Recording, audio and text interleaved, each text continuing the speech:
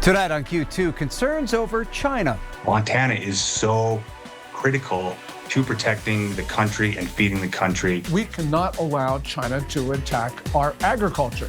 A new action plan unveiled aiming to protect agriculture from foreign threats. Plus, closing doors. Already an impoverished community will be devastated by what the Trump administration has done. President Trump's budget could lead to cuts threatening the future of tribal colleges. And the policies behind pursuits. Our primary goal, if we're engaged in a pursuit, we want to end that pursuit as quickly and safely as possible. In light of an MHP chase turned fatal accident, we dive deeper into how those choices to pursue are made in a second's notice. The MTN 10 o'clock news starts right now. From Montana's news leader, this is the MTN 10 o'clock news. Good evening and thanks for joining us on this Wednesday night. I'm Russ Riesinger. Our top story, the USDA has announced the National Farm Security Action Plan, focusing on strengthening the security of American agriculture. It's one that could have a huge impact here in Montana, with agriculture the #1 industry in the Treasure State. The plan includes measures to restrict foreign adversaries from acquiring U.S. farmland, enhance supply chain resilience, and bolster the resilience of the nation's food and agricultural systems. It's viewed as a critical component of national security. Well, that comprehensive crackdown, which the USDA calls a historic plan, targets China, with the country owning around 265,000 acres of farmland in the U.S., particularly around military bases. None of that land is actually in Montana, but fears over the issue were a top concern in last year's Senate race. With more on this land debate, what it means locally, here's our David J. And so, as stewards of creation, we have an obligation to protect it. U.S. Agriculture Secretary Brooke Rollins announced on Tuesday the National Security Farm Plan, which includes 7 key items. Perhaps the most important, the first of the 7, is securing and protecting American farmland ownership, actively engaging at every level of government to take swift legislative and executive action to ban the purchase of American farmland by Chinese nationals and other foreign adversaries. According to the USDA, China owns 250,000 acres of United States agriculture land. The map does not show any China ownership near military bases in Montana and Wyoming. But in May of last year, a President Biden executive order prohibited and required the divestment of certain real estate owned by a Chinese company for a cryptocurrency mine within a mile of F.E. Warren Air Force Base.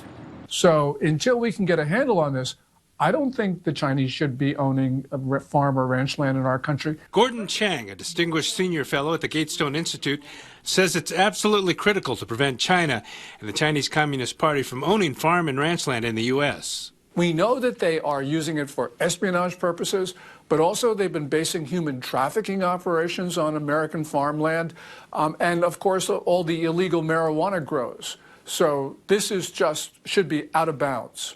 The Montana legislature passed a law in 2023 prohibiting foreign adversaries, China, Russia, Iran, North Korea, Cuba, and Venezuela, from owning agricultural land, land around critical infrastructure, and land within sight of a military base.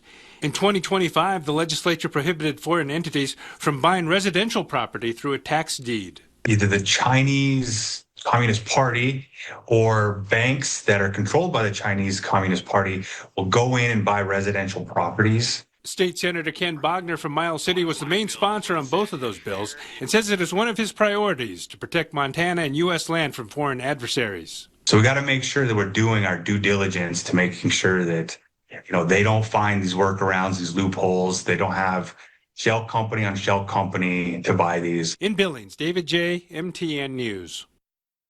The Bureau of Land Management has announced plans to offer up more than 24 oil and gas leases in Montana and North Dakota. The September 10th sale totals 26 parcels across more than 8,300 acres. Leasing is the first step to developing federal oil and gas resources. The agency completed scoping on the parcels last March and took public comment on the planned sale and related environmental analysis. An additional 30-day public input period is now underway and runs until August 8th. President Trump says he will impose a 50% tariff on copper imports and suggests more sector-specific tariffs are on the way. However, it's still unclear when those tariffs will take effect. The president also says he will soon announce tariffs on pharmaceutical imports at what he called, quote, a very high rate, like 200%. Copper prices jumped to a record high after Trump's decision, which means you could be paying even higher prices for everything from appliances and electronics to cars and home repairs. According to the U.S. Geological Survey, the United States imports nearly half of the copper it uses, and Montana is one of the United States domestic copper producers, with much of that coming from the Butte area. The president's big federal budget bill is threatening funding cuts for tribal colleges. Leaders worry it could have a devastating effect on Montana, even forcing some to close their doors. Tonight, our Matt Carmack dives deeper into the proposal and why it has many worried here in the Treasure State. Here at Little Bighorn College, I used to teach 7-8 classes. Wow.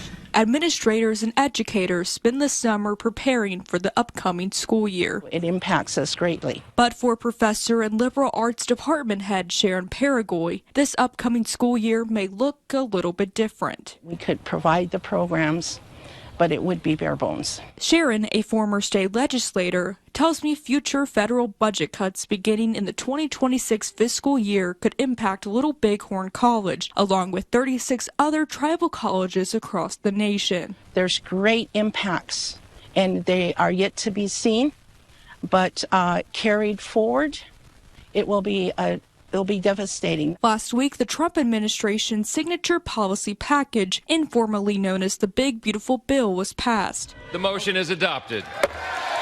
A large part of the bill aims to alter federal spending, including money spent towards the Bureau of Indian Education. According to the Department of Interior's 2026 fiscal year budget brief, funding for BIE post-secondary programs is being reduced from $182 million to $22 million.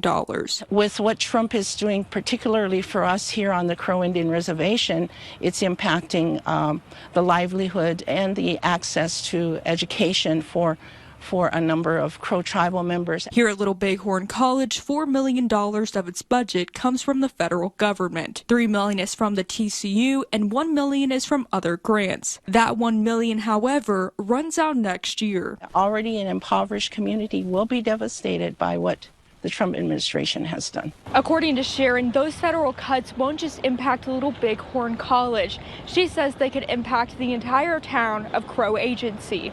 This is because students at LBHC aren't the only one using the library and health and wellness center. They're also being used by residents in Crow Agency. People losing jobs, not only here in our community, but in Billings. So Billings will also has been impacted in many different ways. The new federal fiscal year begins in October, 2 months after the school year begins. Sharon said until then, she's trying to remain optimistic. The only thing is we can be hopeful. That's all In Crow Agency, Matt Carmack, MTN News. Wildland firefighters are remaining very busy across Montana. Right now, there are around 60 active fires in the state, with nearly 20 of those sparking in the last 24 hours. The largest by far is the Wilder Fire, which is burning in Fergus County. Those flames have burned more than 3,400 acres since it sparked by lightning on Wednesday of last week. Around 150 firefighters have been battling the blaze. The good news is that fire is now 80% contained and has seen limited to no growth in the last few days. The fire is burning in steep and rugged terrain and no structures were burned. Montana has seen 938 wildfires since the year began.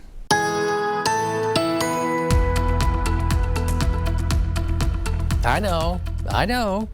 You saw 100 degrees today on the bank thermometer or on your car thermometer, your home weather station. We were checking out a lot of the readings, but at the Billings Airport, 99 was the warmest that we reached. The record at the airport, 100 degrees.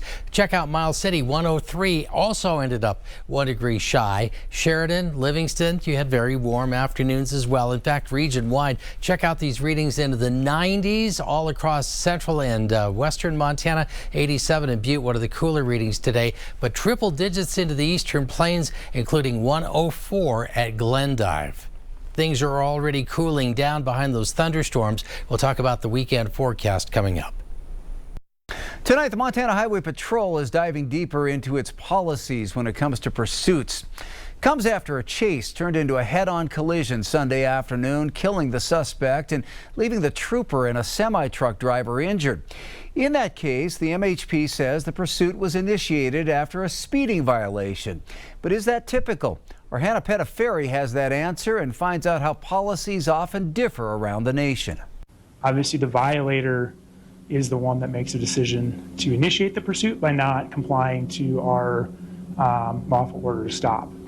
Montana Highway Patrol stops 70 to 80,000 cars per year. We have less than or right around 100 pursuits a year.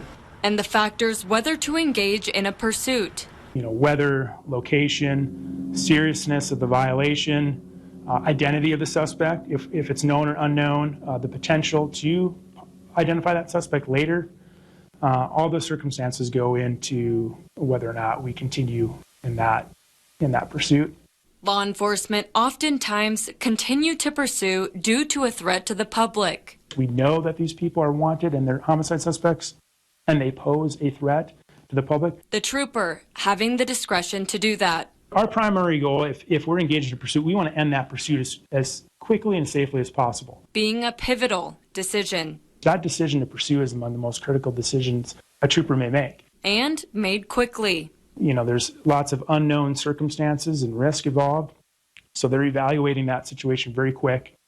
Safety being a top priority.